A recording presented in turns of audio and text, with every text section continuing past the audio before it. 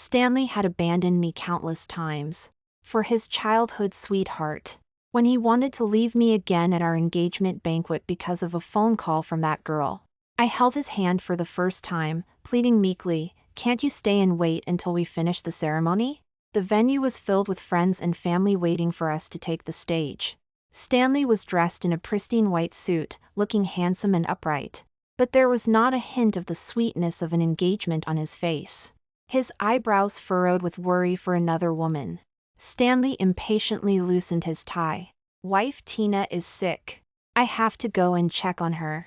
You know her health has always been poor. Always poor health. How can Tina, who is lively and eats well, be unwell every day?" This excuse was incredibly lame, but it always worked like a charm on Stanley. I stubbornly held on to Stanley, unwilling to let go. But how can you keep someone who wants to leave? "Wife, be good and wait for me. I promise to make it up to you in the future." He decisively shook off my hand and walked away, just like every time before. He used the promise of the future to placate me, but he didn't know we don't have a future anymore.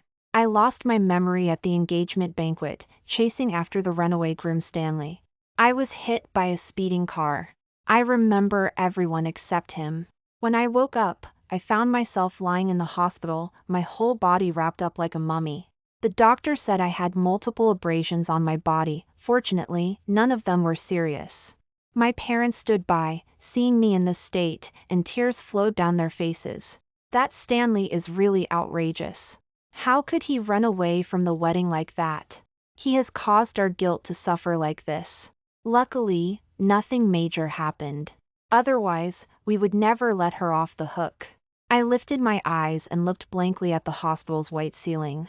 "Stanley, who is he?" Before I could figure it out, someone else came in.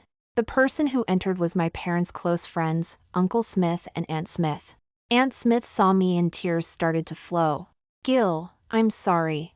It's Aunt's fault for not teaching her son properly. Otherwise, he wouldn't have gone so far as to run away from the wedding." Uncle Smith held my hand. "Gil, don't worry. I will go back and give Stanley a good talking to and let out your frustration." "Stanley, it's Stanley again. They all say that Stanley is the one who caused me to end up like this. But who is he exactly? Why do I have no memories at all?" Seeing me silent and expressionless, my parents became anxious again. They kept asking me if I was in pain, if I was hungry, if anything was uncomfortable. Aunt Smith and the others started cursing Stanley continuously. I looked at Aunt Smith, who was endlessly scolding, and said, "Who is this Stanley you're talking about?" My question shocked everyone in the room. My mom was so frightened that she called the doctor over again to perform a brain examination. The final result was temporary amnesia caused by brain damage sustained in the accident. Upon hearing this conclusion, I blinked my eyes. Amnesia? But why do I remember everyone else yet I have forgotten Stanley? I suppose it's because he isn't important. Stanley appeared on the second day of my hospitalization. He was brought over by the guilty Uncle Smith and Aunt Smith. To give us some space, my parents and Aunt Smith voluntarily stepped out. He reluctantly walked in. Seeing me lying in the hospital bed, covered in injuries, his brows frosted impatiently, and a mocking smile appeared on his face. "Gil, what kind of trick are you playing now to deceive me into coming back? Not only did you turn yourself into this ghostly appearance, but you also pretended to have amnesia with my parents. You're really something." I lifted my head and looked at him. The person in front of me was undeniably handsome. That face could rival even a movie star. But the words coming out of this face were far from pleasant. He disdainfully said, "You're acting like a melodrama actress. No wonder Tina says you're the most scheming person behind everyone's back." I didn't believe it before, but now I see it clearly. "Do you know that Tina is also in the hospital? When she heard about your accident, she had a heart attack from worry. She's in the intensive care unit now. Her condition is much more serious than your injuries. She needs my care more than you. It seems that this Tina holds much more importance in Stanley's heart than I do. That works out perfectly. He's not important to me anyway. Otherwise, how could I have forgotten about him?" "Well, Then go take care of her. I suggested it. It seemed like Stanley didn't hear my words clearly. What did you say? I said, since you're so concerned about her, go take care of her. My parents are here. There's no need for someone else's help. This person really, even if he wanted to take care of me, I wouldn't want it. Who would willingly let a stranger take care of them? Someone else. I've become someone else. Stanley sneered. Gil, I've had enough of your words. It's fine to be angry, but repeating it over and over again is going too far. I didn't understand his meaning. Someone who was insignificant in my memory. How am I suddenly someone else? Seeing me silent, Stanley's expression softened. He sat on my bed, wanting to hold my hand. The moment our skin touched, I pulled my hand away as if it was being electrocuted. His touch made me feel extremely uncomfortable. What are you doing? Don't touch me. Stanley's face immediately turned dark and gloomy. Gil, I've been giving you face. Now you won't even let me touch your hand. Is the next step calling off the wedding? I looked at Stanley with confusion. I heard them say that we never got engaged. Right, why would there be any need for a breakup? Yes, according to my parents' account, Stanley left before the engagement ceremony even started. So, we never actually got engaged. Let alone talk about breaking up. Now I have completely forgotten about him. We are strangers once again. Stanley's face grew even more unpleasant after my remarks. He looked at me deeply, as if trying to find traces of acting on my face. But I genuinely forgot about him. I care even less about him now. What can he possibly see? I raised my head confidently, allowing Stanley to look at me however he pleased. Stanley gained nothing and admitted defeat. He sighed, saying, Darling, I know I was wrong. I shouldn't have disregarded your feelings and left in the middle of the engagement banquet. I also know that you pretended to have amnesia to make me regret and feel sad. But what can I do? Tina has no one else but me. Her health is not good. If she falls ill, who will take care of her? Do you want me to ignore someone's life for the sake of our engagement banquet? If something really happens, if a life is involved between us, will we still be happy in the future? Listening to Stanley's firm words, I could only find it laughable. Although I forgot about him, forgot about what happened between us, I deeply despise this person. He truly knows how to put a positive spin on himself. What's this about being afraid to continue the engagement ceremony, fearing it might endanger someone's life? Is he a doctor? If he leaves, will her illness magically disappear? Can't he call for emergency assistance? Is he more effective than an ambulance? Stanley didn't sense my change in emotions and thought he had convinced me. He continued to pour fuel on the fire. Darling, I know you're not that selfish. You will forgive me this time, right? When you get better, we'll have another engagement ceremony, even grander than before. Okay? His words made me incredibly nauseous. Another engagement ceremony.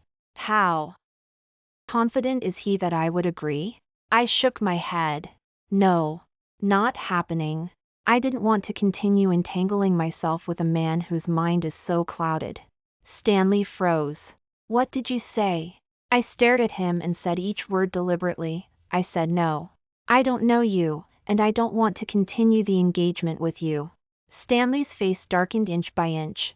He stood up, disappointed, and looked at me. Gil, I always thought you were a broad-minded girl, which is why I wholeheartedly chose to be with you. But I didn't expect you to be so jealous and full of bitterness. What's with your grudge against Tina? She's been sick since childhood, and I need to take care of her. You knew this from the beginning of our relationship, didn't you? Damn, he had this attitude from the beginning of our relationship. Then why did I endure it? If my hand wasn't hurting, I would have wanted to slap my past foolish self. Stanley kept talking to himself. Gil, whether you're pretending to have amnesia or using the car accident as a ploy, I can't ignore Tina. No matter what, I'm leaving now. Tina could have an emergency at any moment. When you've thought things through and stopped being stubborn, I'll come back to find you. After saying that, Stanley turned around and left. I heard Stanley's parents and Stanley erupt in another intense argument at the door. Aunt Smith and the others wanted Stanley to take care of me, but Stanley insisted on taking care of Tina. I pulled the blanket over myself and hid inside. I didn't want to hear the annoying voices outside. If my leg didn't hurt, I really wanted to go out and talk to Aunt Smith and the others. Let Stanley take care of Tina if he wants to. I don't need his care anyway. Having a stranger take care of me, just the thought of it makes me feel uncomfortable. I drifted off to sleep. Days passed. When I woke up again, my mother was looking at me with a worried expression. Seeing me looking so listless, she sighed and said, "I don't know what's gotten into Stanley this time. He's turned into this state just now. Aunt Smith was pressuring him to stay and take care of you, but he refused and insisted on going to see that illegitimate child of the Jones family. But when you had a high fever that year and were unconscious for 3 days and nights, both your father and I happened to be abroad on business. He stayed by your side, never leaving for a moment, taking care of you." I stared at the chandelier on the ceiling and casually said, "Oh, that happened too." My mother nodded, "Yes. Back then, he was really good to you. After I found out about that, I specifically hired a highly skilled nurse to take care of you.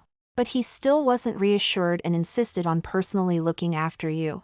In the end, when you recovered, he fell ill. Isn't he foolish?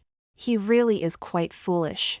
We have wealth and power in our family. When we're sick, with just one phone call, we can have a group of private doctors and high-level nurses come and provide the most attentive care. Why did he make himself look so miserable?"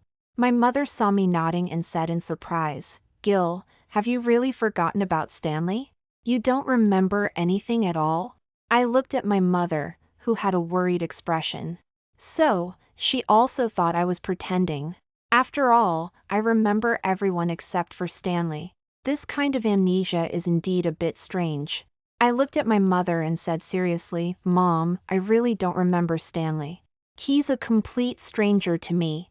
I just met him earlier and found out that he's not only arrogant but also not very bright. Please don't mention him in front of me anymore." Upon hearing me say this, my mother sighed and nodded. "All right. If you don't like it, I won't mention it. But Gil, you have to take good care of yourself and get better soon, okay?" "Okay, of course. I have to get better soon. I can't go against my own body for someone who has nothing to do with me. That would be truly unfair to myself." My injury looked scary, but it wasn't actually serious. After being observed in the hospital for 4 days, the doctor discharged me. On the day of my discharge, I happened to run into Stanley and Tina. I didn't expect that they were in the same hospital as me. Tina was wearing a patient gown, and Stanley was carefully supporting her. She had a dependent look, practically clinging to Stanley. It seems strange. No matter how I looked at it, it was strange. When they saw me, both of them had a momentary awkward expression. Unlike Stanley, I remembered Tina. She was the illegitimate daughter of the Jones family. After her biological mother passed away, she was brought back to the Jones family at the age of 3. But the Jones family had too many daughters. She wasn't valued at all in that household. In my memory, she didn't talk much and didn't leave much of an impression. I thought about it and realized that I wasn't really familiar with them. So, there was no need for any greetings. I prepared to walk around them. But just as I took a few steps, an incredulous voice came from behind me. "Gil, how dare you ignore me?" I turned around, puzzled. "Are we close? Why should I acknowledge you?" Stanley was speechless, choked up by my response.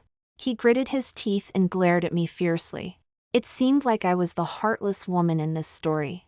Stanley opened his mouth, about to say something. Suddenly, Tina started coughing violently. Stanley immediately became nervous and went over to pat her back. The way he looked at her, I can't even describe how tender it was. I watched their harmonious interaction and figured they didn't have time for me anymore. I lifted my foot, ready to leave, but I was stopped by a voice. This time, it was Tina who spoke. "Gil, I'm sorry." Tina held her chest and said, "I know it's all because of my useless body that you and Stanley haven't got engaged. But besides Stanley, I don't have any other friends. Please don't blame Stanley. If you want to blame someone, blame me. I'm truly despicable. If you want to hit or scold me, go ahead. But please don't take away from me the only friend I can rely on. If even he ignores me, I don't know how I'll go on living. As Tina grew up, her days in the Jones family became increasingly difficult. No wonder she clung to Stanley, the heir of the Smith family. I opened my mouth, about to reassure her. Not only would I not take Stanley away from her, but I would also bless them to grow old together, united forever. But before I could speak, Stanley said with concern, "Tina, no one can take me away from you." He then looked at me warningly, "Not even Gil." Upon hearing this, I saw Tina's expression visibly brighten. In her eyes, there was a hint of triumph and provocation when she looked at me. But what was there to be triumphant about? What was there to provoke? I hardly even remembered Stanley. How he was or what he did had nothing to do with me. I met Tina's gaze directly, causing her to pause for a moment. "Since we're friends, helping each other is only natural. You can rest assured that I won't stand in the way of Stanley being with you. You're sick and need rest, so let him take care of you." As soon as I finished speaking, Tina's expression turned joyful. She looked at Stanley with delight. But Stanley didn't seem as happy as she did. He bit his lip, his face filled with frustration as he glared at me. It seemed like he was angry at my magnanimity. But isn't what he wanted for me to not care anymore? As Stanley's expression worsened, Tina said with a hint of grievance, "Gil, I knew you're still blaming me, still saying hurtful things. Please, can you forgive me?" Tina's words made Stanley suddenly realize something. He looked at me as if he had seen through me and said, "Gil, you've gone too far. No matter how jealous or resentful you are, there should be a limit. Do you not realize that Tina is currently a patient and can't handle any more stress? Please leave. Don't be in our sight." After saying that, Stanley supported Tina and walked away. As I watched their backs, I couldn't help but find it amusing. It was Stanley who didn't want me to leave just a moment ago. Now he was eager for me to go. But Stanley, I'm not a dog that comes running at your beck and call. After leaving this time, I only want to never see you again. I had a blast during my days of rest at home. I had endless snacks to eat and countless variety shows and movies to watch. When I got bored, I would play some online games. Once my health improved a bit, my parents arranged for me to go abroad for further treatment. I chose an island country to experience the sunshine and beaches. Until my body was covered in a bronze tan, I still felt unsatisfied.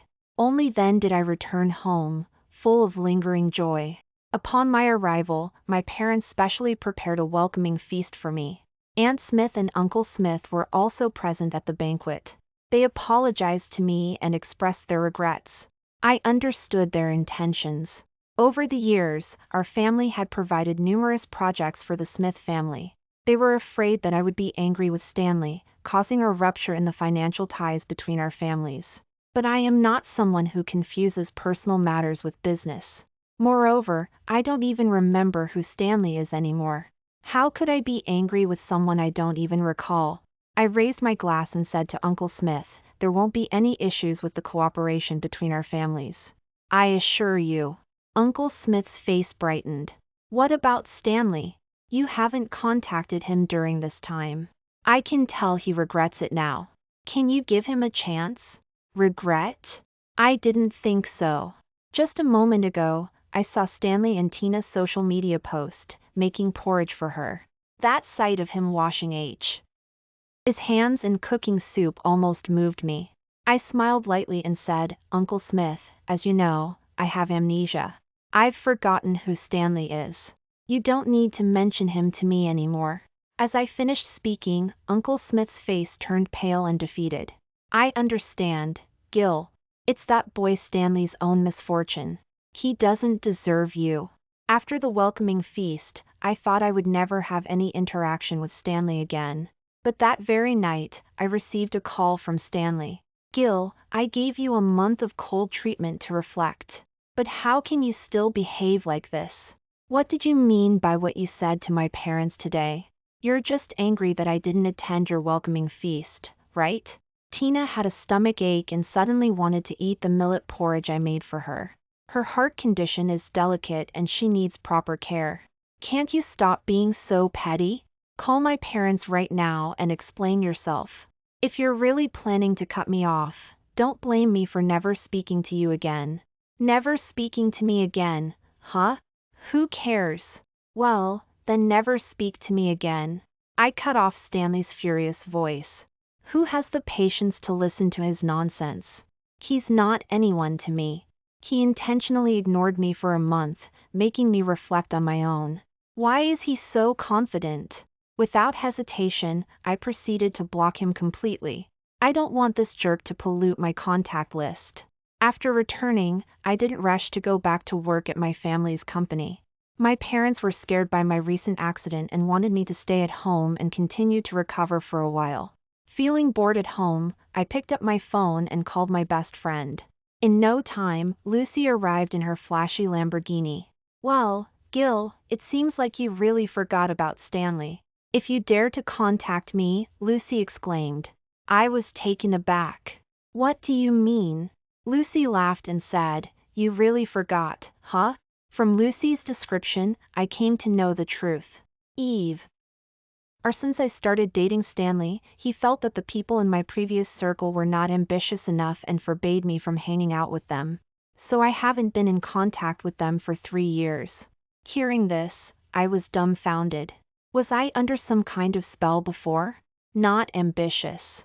Although Lucy and her friends are from affluent families, they are also actively involved in their own businesses. Where is the lack of ambition? Seeing my reaction, Lucy defended me, saying, it's good that you forgot. I always knew you and Stanley wouldn't last. That illegitimate daughter from the Jones family, she knows she'll never get ahead on her own, so she clings on to Stanley. Unfortunately, he falls for it and has no sense of boundaries. Since they're so inseparable, let them be together. I nodded. You're right. I have already let them be together. Lucy patted the passenger seat. Get in. I'll take you to attend a class reunion. I wasn't very interested.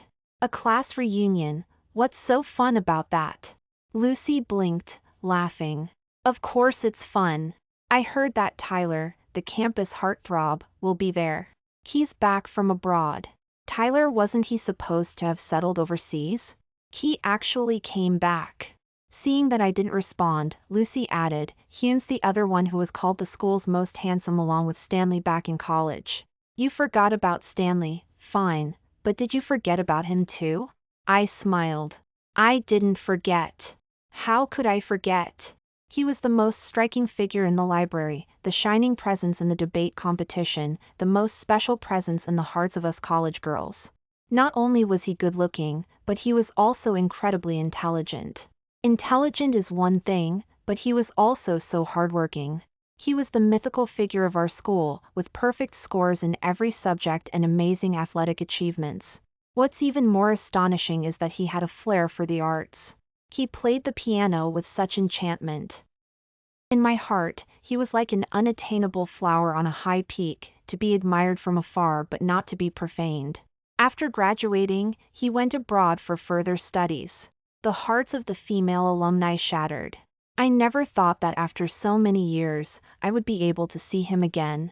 Hearing that he will be there, my heart couldn't help but leap with joy. I really wanted to see what he has become now. He must have become even more outstanding. Let's go. Let's go see. The class reunion turned out to be much bigger than I had imagined. It was practically an alumni gathering. Many of the students from our university had become successful individuals. Someone had even rented out a 5-star hotel as the venue for this class reunion. Lucy grabbed my hand and rushed inside. Come on, they said Tyler will be performing on the piano later. Lucy dragged me along and then suddenly stopped in her tracks. I raised my eyebrows in confusion. What's wrong, Lucy? Lucy forced a laugh. Oh, nothing. It's just that I didn't expect Stanley to come as well, and he brought Tina with him.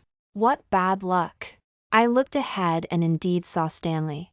There was Tina, looking up at him from below the stage. Lucy said, "It turns out that today, besides inviting Tyler to perform on the piano, they also invited Stanley to perform a solo dance. This class reunion is quite interesting, gathering the two former heartthrobs." As the music started playing, Stanley began to dance gracefully. He was shining on the stage. After he finished his dance, the crowd erupted into enthusiastic applause. Lucy sighed. These people really know how to do it. They specifically invited Stanley to perform the opening dance, and now the atmosphere is heated up. Well, Stanley is not bad actually. He just has poor taste. After Stanley's solo dance, Lucy and I looked around but couldn't find Tyler. So we decided to find a table and sit down for dinner. But before we could even sit down, we bumped into Stanley and Tina, who were closely following him. He saw me and his eyes lit up. "Gil, are you here to find me by any chance? I knew you couldn't forget about me." Tina stood behind Stanley, looking at me with a guarded expression. I found it extremely boring. Why were these people so full of themselves? I coldly turned my head away. "I'm not familiar with you. So why would I come to see you? In fact, I came to see him." I pointed at the person playing the piano on stage.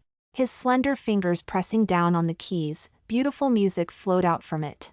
After 5 years, I saw Tyler again.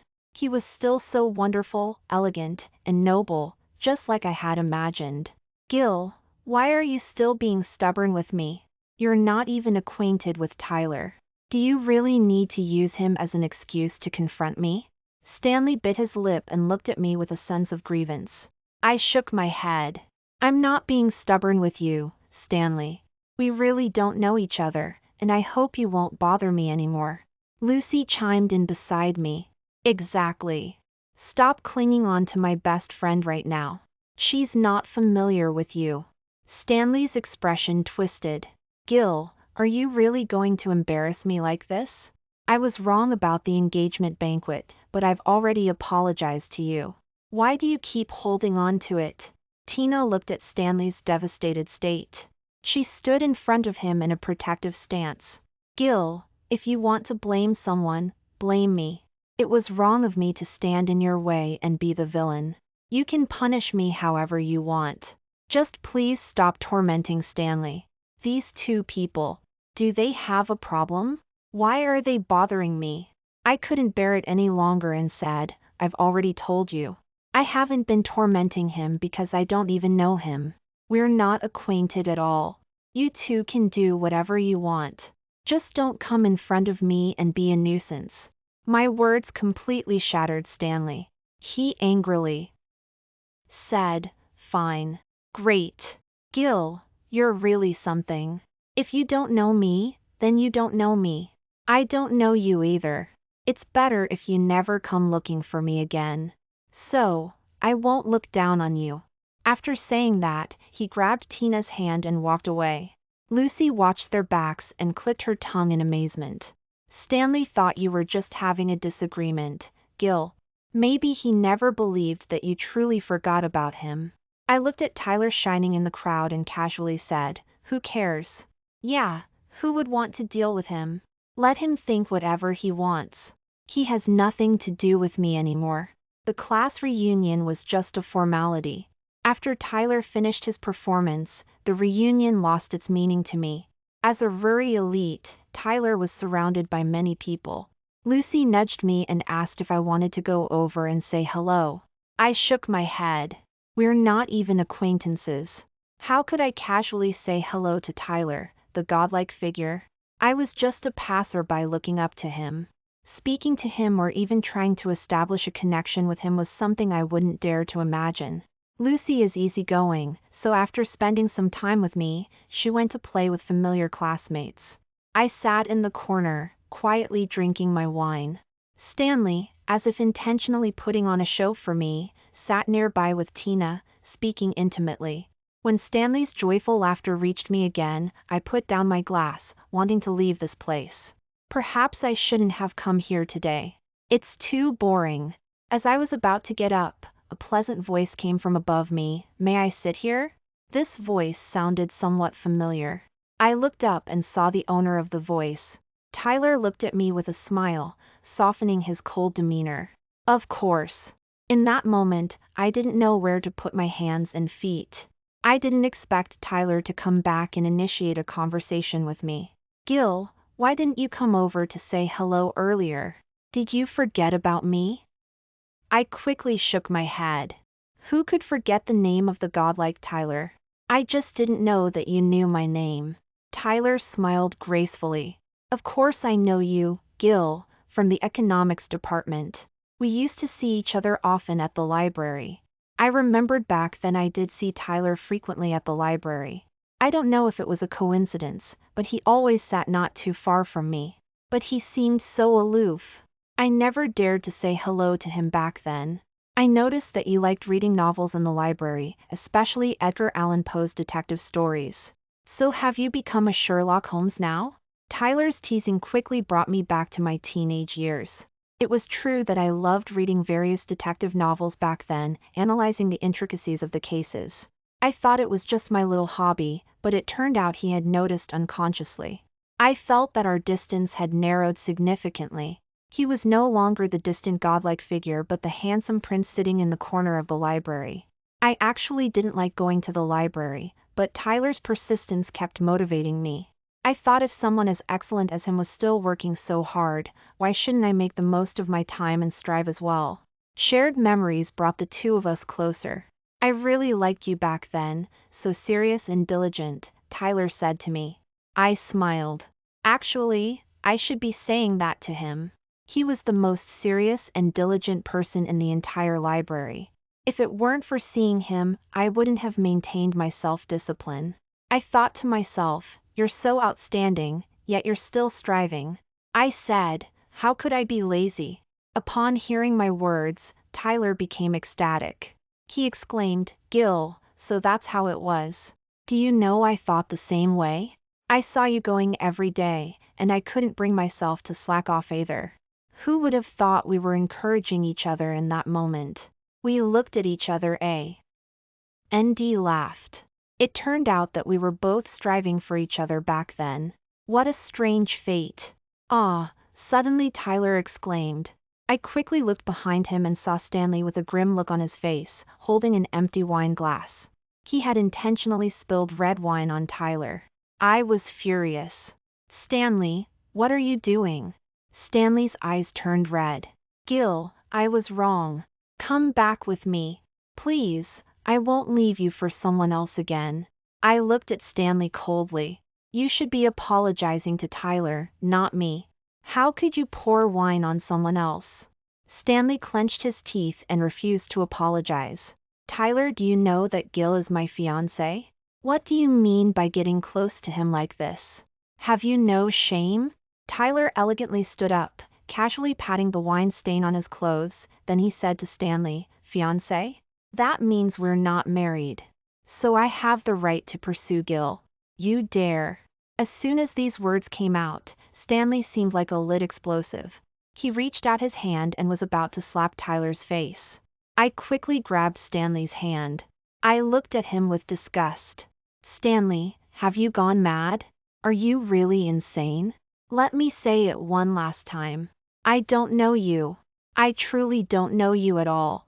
I am not your fiancé, and we have never been engaged. Please stop bothering me. I have absolutely no feelings for you now. You have left such a terrible impression on me, worse than a complete stranger. Upon hearing my words, Stanley seemed struck by lightning. His whole body trembled inexplicably. He stared at me in panic. It was as if he finally realized that my amnesia was real and that he was about to lose me completely. Stanley couldn't bear the blow and hastily left the scene. Tina, who had been following him all along, tried to support him, but he forcefully pushed her away. However, she wasn't saddened by it and persistently followed him as they left. Curious eyes fell upon Tyler and me. I didn't want to betray D like a monkey, so I took the initiative and said to Tyler, do you want me to take you back to the hotel? Tyler smiled warmly and said, I would be delighted. I dropped Tyler off at the entrance of his hotel. He didn't get out of the car but looked at me seriously. Gil, what I said earlier was true. I was taken aback. What did you say? Tyler's gaze became shy for a moment, then he looked at me firmly and said, I mean that I want to pursue you, Gil. I like you. Coming back this time, I realized that the youthful excitement is still there. So, Gil, I hope you'll allow me to pursue you. As I looked into his eyes, I could see a reflection full of myself. It seemed like this person only had me in his eyes. Well, maybe I could give it a try. I almost involuntarily nodded. The eyes of this handsome man suddenly lit up like the morning stars. He leaned in and excitedly planted a gentle kiss on my cheek. At the moment our skin touched, I felt my heart skip a beat. Forgive me, Gil. I'm just so happy. You have to keep your phone accessible because I'm going to pursue you from now on. Tyler is definitely a man of action. In the following days, he prepared countless activities for me, breakfast in the morning, lunch dates, goodnight moments in the evening. Every little romantic gesture between a couple played out between us. These were experiences that I had never had in my previous life. I realized for the first time that being favored by someone, being loved so wholeheartedly, was truly wonderful. Falling in love with Tyler wasn't difficult. Someone like him was meant to be loved by others. And as the lucky one he had fallen in love with, I couldn't escape his web of affection. Soon enough, I brought him home. My parents adored Tyler the moment they saw him. Smiles stretched across their faces throughout the meal as they warmly greeted Tyler with various offerings. Tyler, this beef is delicious. Try it. These prawns are great too. Have some more. This red wine is from your uncle's collection. Give it a taste. Tyler was being fed all sorts of food, but his smile never wavered. After finishing the meal, I took Tyler for a walk outside the villa. Holding Tyler's hand, I asked, were you scared by my parents' enthusiasm earlier? Tyler shook his head. Not at all. I loved it, Gil. That's probably what home feels like. I think your parents and mine will get along well. They're both such warm-hearted people. I see. Perhaps it's time to arrange a meeting between our parents. As soon as I voiced my thoughts, Tyler seemed a bit at a loss. I loved his flustered state so much that I couldn't help but give him a kiss. The atmosphere was so beautiful and intoxicating.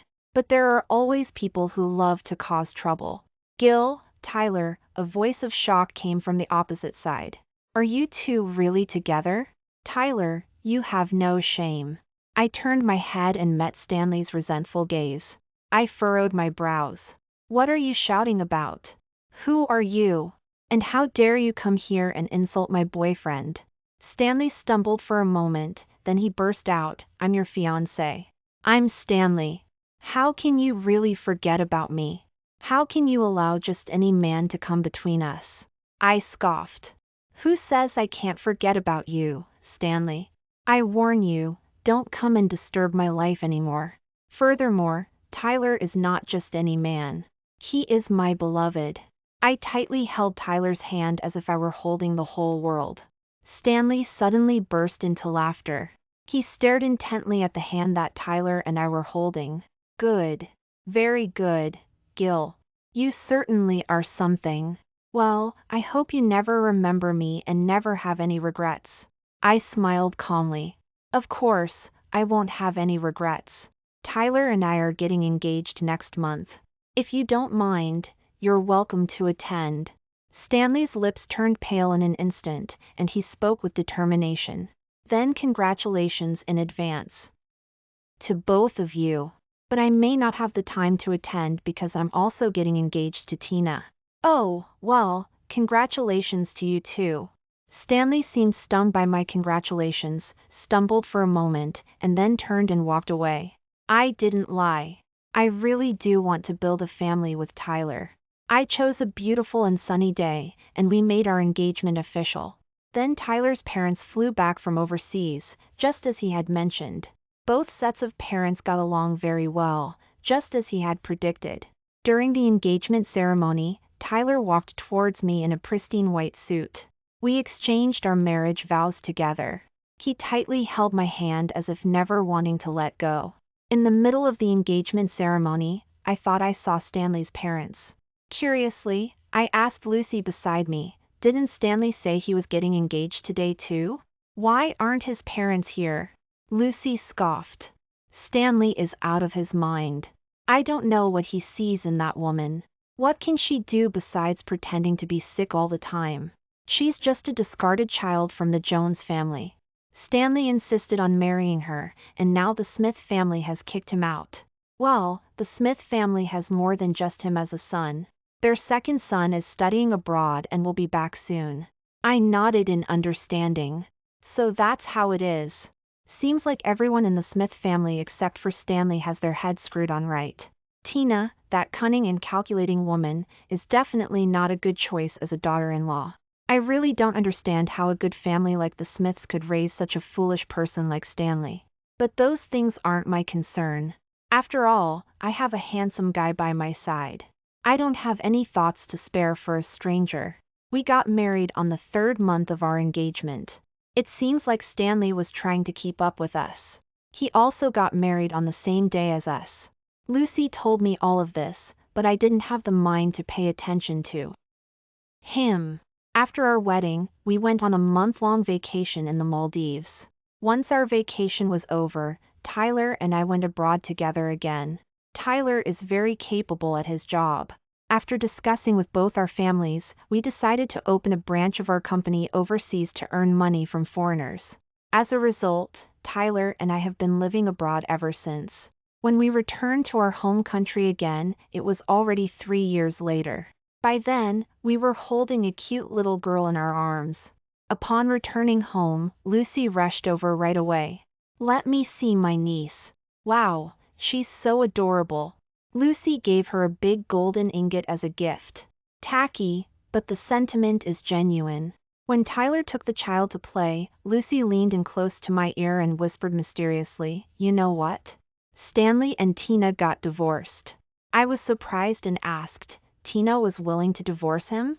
Lucy chuckled. "Then you don't know that woman is incredibly materialistic." She always thought that the Smith family kicking Stanley out was just a joke, that once they cooled down, they would let Stanley come back. But who knew they were dead serious? Stanley lost all his rights in the company. His cards were cancelled. He couldn't even take advantage of a single penny from the family. He had to go out and work to earn money for his living expenses. She only held on for a year before she couldn't take it anymore and initiated the divorce. At the time of the divorce, Stanley almost went crazy. He said that he lost even you for Tina.